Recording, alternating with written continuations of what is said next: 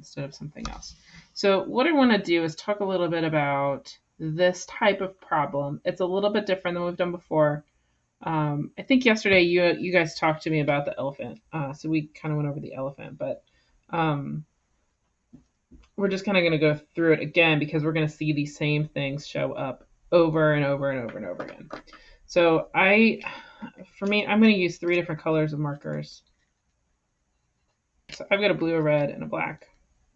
But what we're going to see through the course of this class is lots of situations where we have an object on a hill and we need to solve a force diagram for that object. And so we're going to do some things that seem a little bit different than what we've done in the past because we're going to be looking at objects that are sitting on an incline and how that impacts our solving of those problems. So here we have a rock on a hill.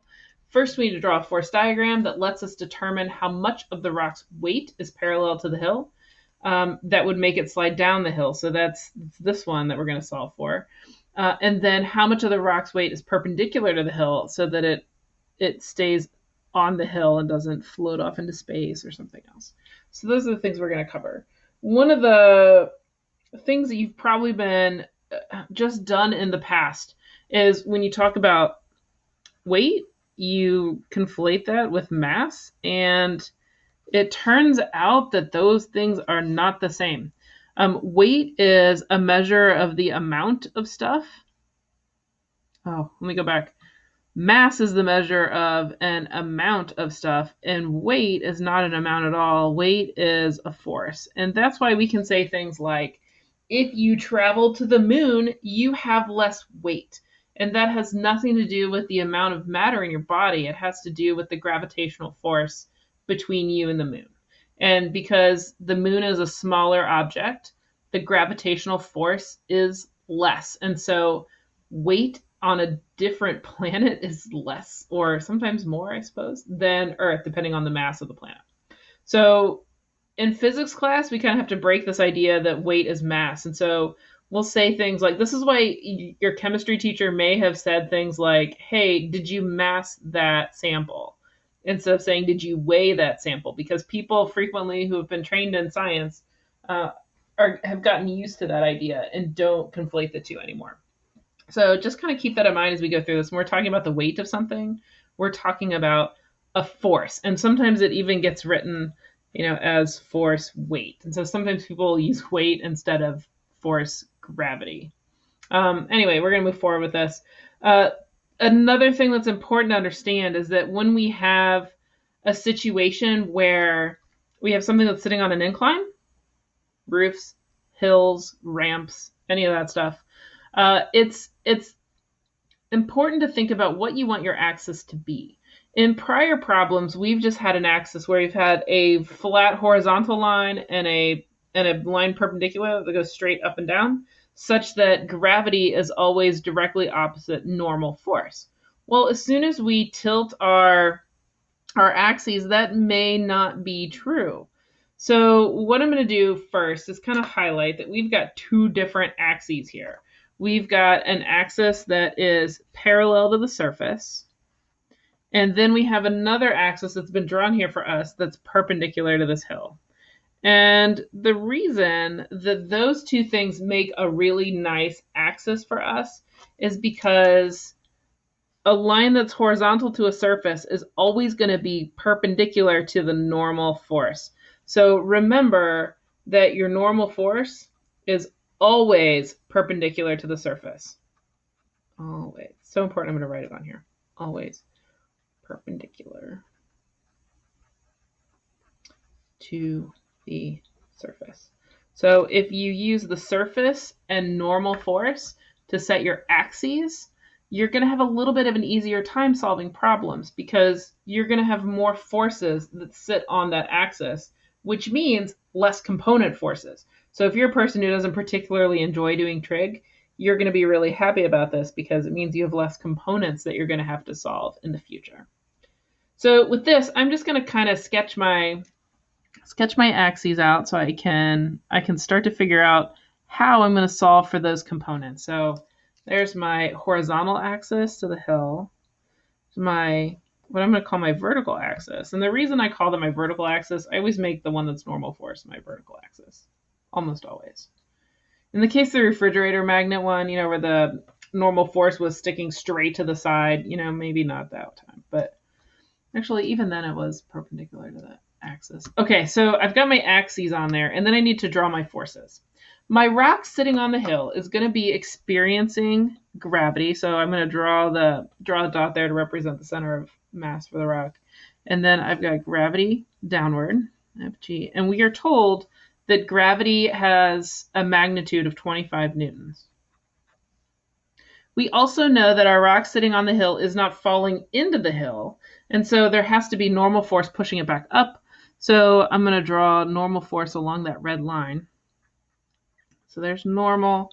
And then there's probably also some friction that's keeping it from sliding down. So I'm going to label friction over to the side.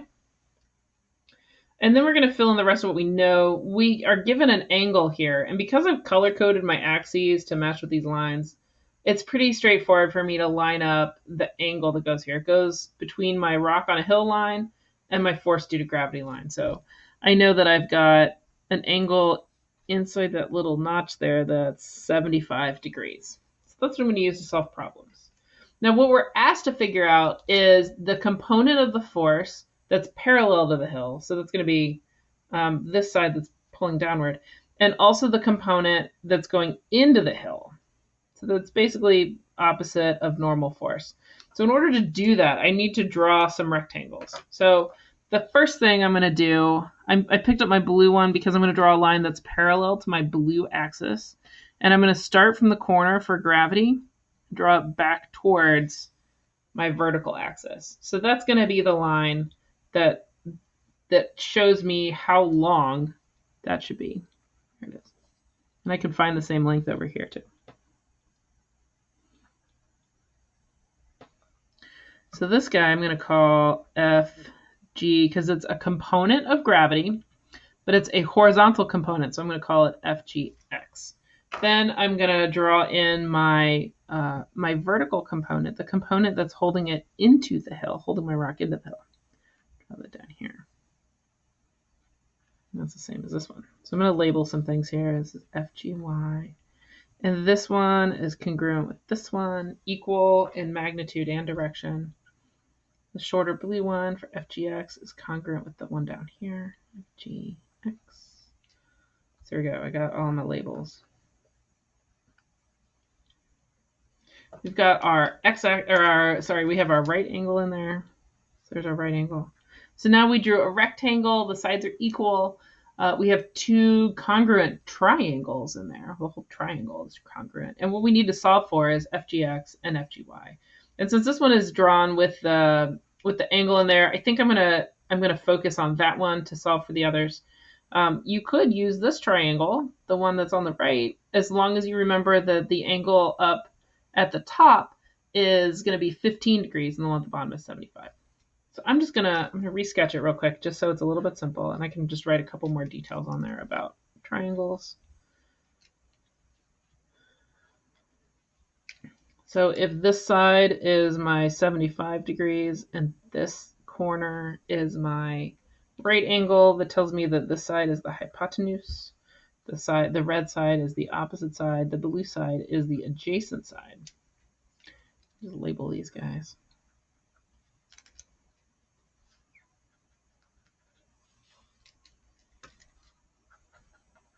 And we know that our force due to gravity, or our weight, is 25 newtons.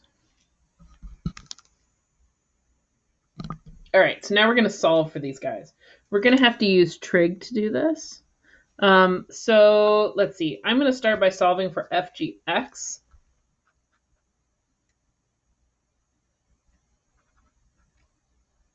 So how do we solve for FGX? Well, we've got our angle here. FGX is the adjacent side to that angle, and then we know the hypotenuse. And so if we're looking for the relationship between the adjacent side and the hypotenuse, we need to use cosine. So the cosine of 75 degrees is equal to FGX, the adjacent side, divided by 25 newtons for the hypotenuse. So our FGX is going to be equal to 25 newtons times the cosine of 75 degrees, which is going to give us 6.5 newtons.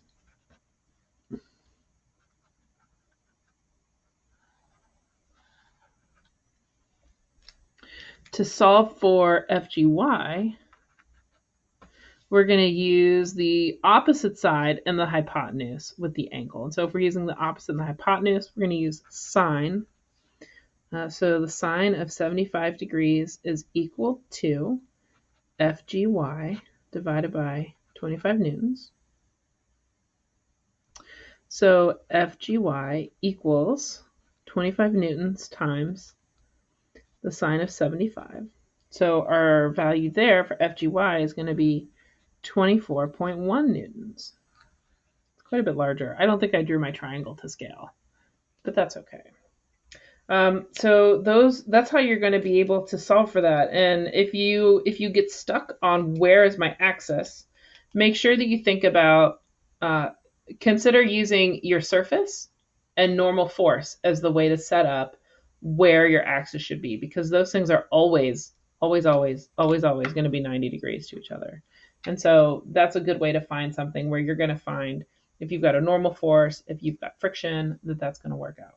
Now, another thing to keep in mind about this is that if you have an object that's sitting still and having no acceleration, then you're going to have balanced forces, which means that if you solve for these two forces, FGX and FGY, it means that you know some other forces. It means that these two opposite forces, normal force and the component of gravity that's going down into the hill, that those have to be equal in magnitude.